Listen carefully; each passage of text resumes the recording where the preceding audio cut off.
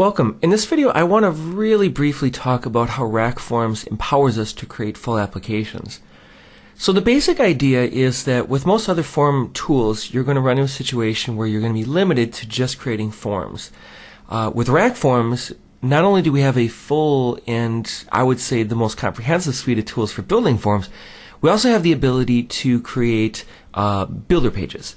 And builder pages are, as we saw in the last video, a way for us to take a database query and then return results from that query in the form of a list. And we can, of course, get really interesting with that logic as well in the fact that we can use, for example, master detail pages. So if I go down to our sample jobs here under Builder, we can see that we have master detail pages.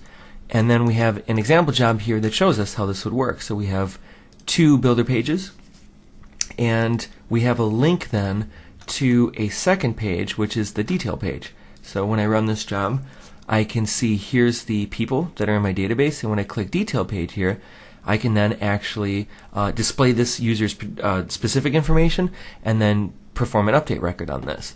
Now this is of course very similar in terms of core logic to what we saw in the last video, where we just updated rows as many as we wanted.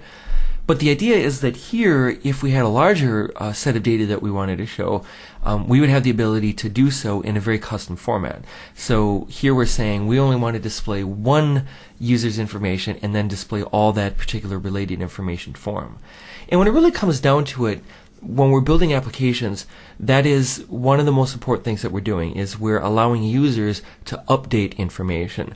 Now to that end, we have the ability to, of course, create login jobs.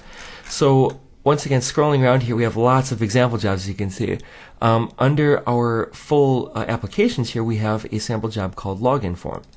And what login form basically is, if I scroll down here, you can see that we have an account creation page, confirmation page, a login form, a password reminder request page, password update page. We have all these different pages, again, all built into RackForms here.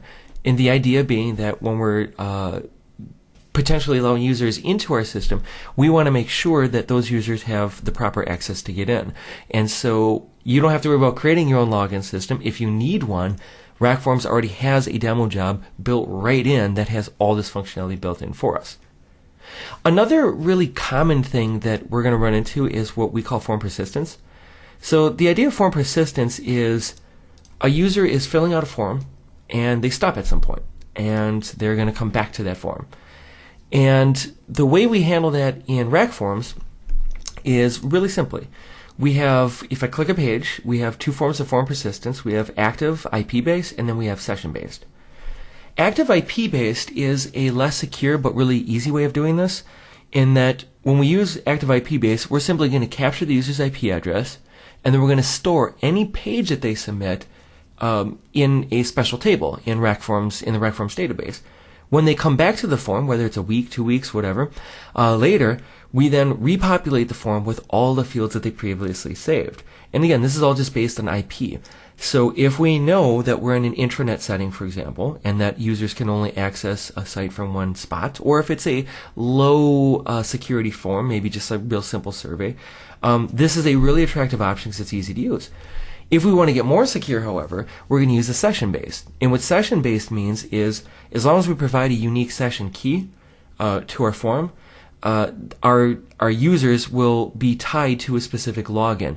And again, you probably want to be a developer to know what exactly that means, but it just means that we would actually combine a login form, as we just saw, that login form demo job, with session-based authentication, which would mean that we for sure only get that specific user.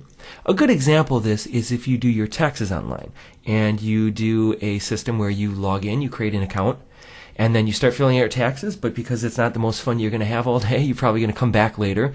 And obviously the people who make that software are going to want to make sure that all your information is saved. That's exactly what session-based processing does.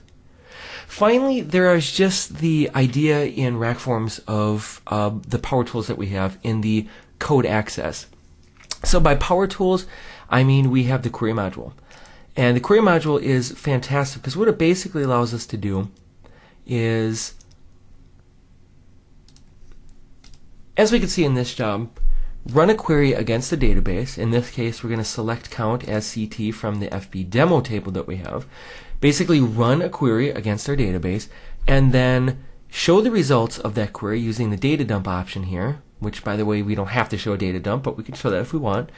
And then to be able to populate form fields, and then populate text fields.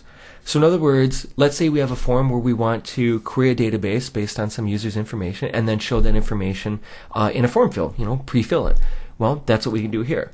And we do so using these tokens. A little bit much to get into in this demonstration, but the idea is here's we're counting how many rows are in the database, and then here we're actually showing that in a text field and in a display field right here. The second big component to that then is, as developers, RackForms tries to anticipate what you're going to need ahead of time, and it's going to give us tools to help us fulfill some of these most common needs ahead of time. However, there's a good chance that we're going to want to get in and create our own custom code, and RackForms has some awesome functionality in that regard. So, for example, in our query module right here, the basic working of that is we have a select statement. However, we can also turn our entire database call into a function call.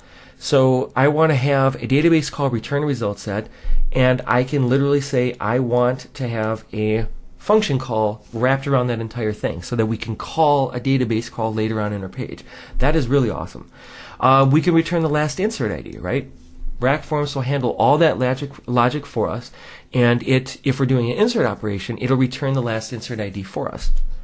We can specify where this code runs. Does it run the page top, which is handy if we want to perform a query beforehand, or do we want this to run inline? Do we want to get some other information first and then pump that information into this guy? That's up to us. And then finally we have the code to run after query.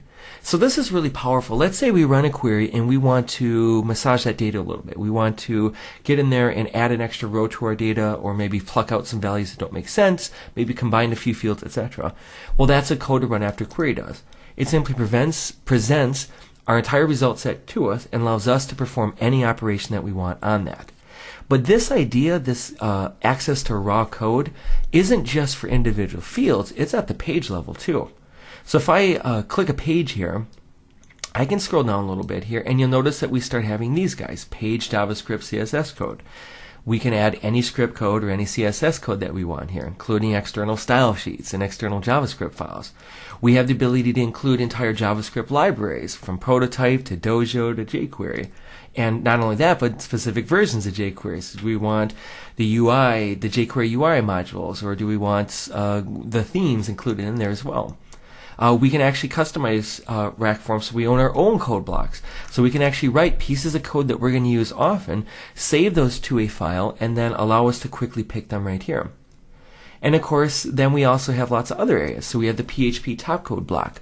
So this first guy right here, this is, hey, we probably want to add custom JavaScript or CSS at some point, but we don't want to have to interfere with their PHP code. Well, that's what this guy is for.